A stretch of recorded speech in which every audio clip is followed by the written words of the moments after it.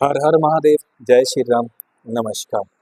तो गाइस, जैसे कि सावन का महीना चल रहा है और हम बात कर रहे हैं भगवान शिव के 12 ज्योतिर्लिंगों के बारे में। आज हम बात करेंगे छठे ज्योतिर्लिंग के बारे में, जो कि है भीमाशंकर ज्योतिर्लिंग। इससे पहले के जो भी 5 ज्योतिर्लिंग है उन सब की वीडियोस मेरे चैनल पे अवेलेबल है। आप जाकर वहाँ से चेक कर सकते हैं और उन्हें देख सकते हैं।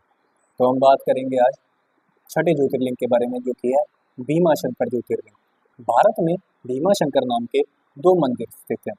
एक जो है वो है महाराष्ट्र के पुणे में और दूसरा जो है वो असम में स्थित है। लेकिन जो ज्योतिर्लिंग है वो महाराष्ट्र के पुणे में स्थित है। अगर हम बात करें भीमाशंकर ज्योतिर्लिंग की उत्पत्ति के बारे में, तो शिव पुराण के अनुसार ये बात है त्रेता युग की, रामायण के युद्ध के बाद। रावण का जो भाई था कुंभकर्ण, उसका विवाह हुआ था एक राक्षसी से जिसका नाम था करकटी, और उनका पुत्र था, उसका नाम था भीम।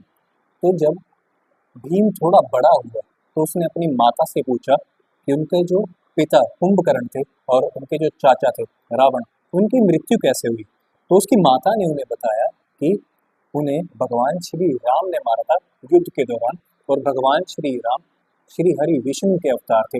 ये बात सुनकर भीम बहुत ज्यादा क्रोधित हो गया और उसने देवताओं से और भगवान श्री राम से बदला लेने के बारे में ठान ली। तो उसने ऐसा किया, उसने ब्रह्मदेव की तपस्या करना शुरू की। कई वर्षों तक उसने कठोर तपस्या की, जिससे ब्रह्मदेव बहुत ज्यादा खुश होकर उसके सामने प्रकट हुए और ब्रह्मदेव ने उससे वरदान मांगने के लिए कहा। तो भीम ने ब्रह्मदेव से वरदान मांगा कि उसे ऐसी अपार शक्ति चाहिए जिसके बाद उसे कोई भी युद्ध में हरा ना सके। भगवान ब्रह्मदेव उसकी तपस्या से बहुत खुश थे और ये वरदान ब्रह्मदेव ने उसे दे दिया। वरदान प्राप्त करने के बाद जो भीम था वो बहुत ज्यादा शक्तिशाली हो गया और उसने देवताओं पर और पृथ्वी के लोगों पर आक्रमण करना शुरू कर दिया। उसके अत्याचारों से देवता और जो पृथ्वी के लोग थे बहुत ज्यादा परेशान हो गए। उसने सब लोगों को बंदी बना लिया। उस समय पृथ्वी के जो राजा थे उनका नाम था काम रूपेश्वर राजा सुदक्षिण। भीम ने उन राजा से भी युद्ध किया और उन्हें हराकर बंदी बना लिया और अपने राज्य में कैद कर लिया। जो राजा थे वो भगवान शिव के बहुत बड़े भक्त थे और भीम ने अपने आप को भगवान घोषित कर दिया था और सबको मना किया था कि आज के बाद कोई शिव जी की पूजा नहीं करेगा। लेकिन जो राजा थे वो भगवान शिव के बहुत बड़े भक्त थे। जिस कालकोठरी में राजा को बंदी बनाकर रखा था, राजा ने वहीं पर खुद से एक शिवलिंग बनाया और वहां पर ही पूजा करनी शुरू कर दी।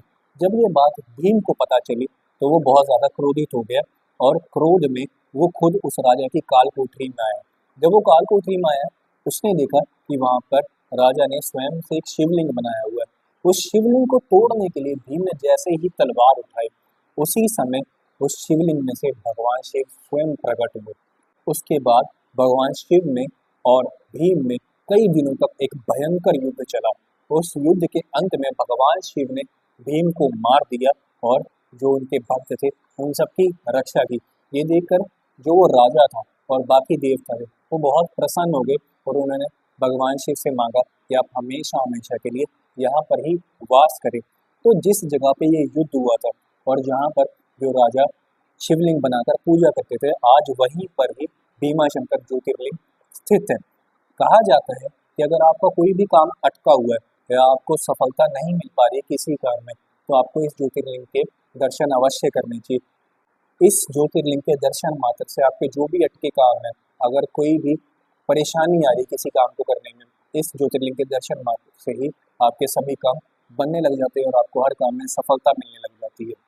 अगर आपको इन चीज़ों के बारे में जानकारी नहीं थी तो आप मेरे चैनल को फॉलो और सब्सक्राइब करें ताकि ऐसी कोई भी जानकारी आपसे छूट ना जाए। हर हर महादेव, जय श्री राम, नमस्कार।